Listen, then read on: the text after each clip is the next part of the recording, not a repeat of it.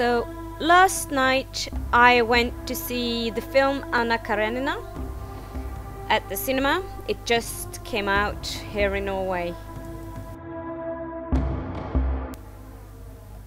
I think the premiere for the cinema was actually last week, but I'm not quite sure.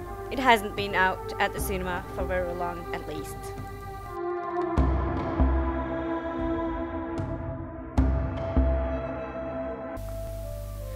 The book is about 800 pages, and I read it in Norwegian translation a few years back, and I really enjoyed it.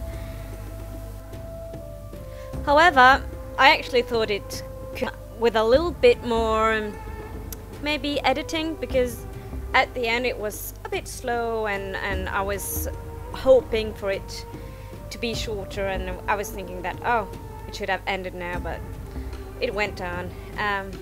But all in all, it was a really good book in my opinion.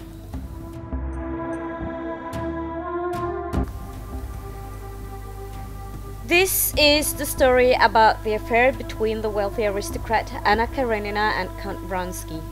Anna is visiting her brother Stiva and his wife Dolly in Moscow. The reason for this visit is that the fact that Dolly has caught her husband having an affair with the governess, and Anna goes to see them and try to talk Dolly into staying, and in that way save their marriage. Anna meets Vronsky when she first arrives in Moscow, and there's an instant attraction between them. At first, Anna holds back, but it doesn't take too long before she's actually fallen head over heels, and they start this forbidden relationship. And you would think it wouldn't go well.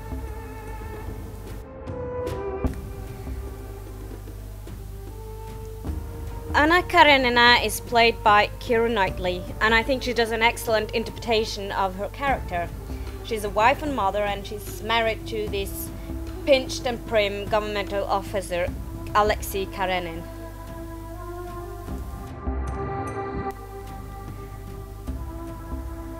Alexei Karenin is played by Jude, and I must admit I didn't actually recognize him at first.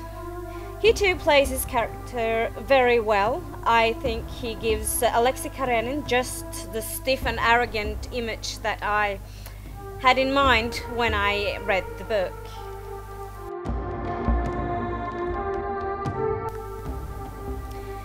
Aaron Tyler Johnson, whom you might have seen in Nowhere Boy, Kick-Ass or Savages, plays Vronsky. Vronsky is an officer in a regiment of soldiers and has never really had much of a family life. He hardly remembers his father, and his mother is known for being an adulteress and been sleeping around. And as a young man, he doesn't really see the value of marriage, and he's pretty much known as a womanizer. In this adaptation of Anna Karenina, we see the film pretty much as a theater, and in a unique way you can see the shifts between scenes are like going from one theater stage to another. I think that the filmmakers in this way actually kind of underlines the show and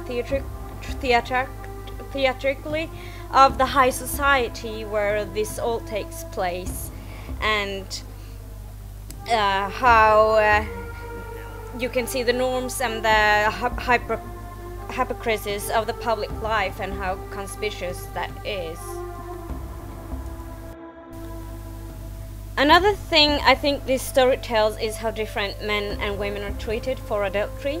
While men could pretty much do anything they wanted and get away with it, women were seen as outcasts.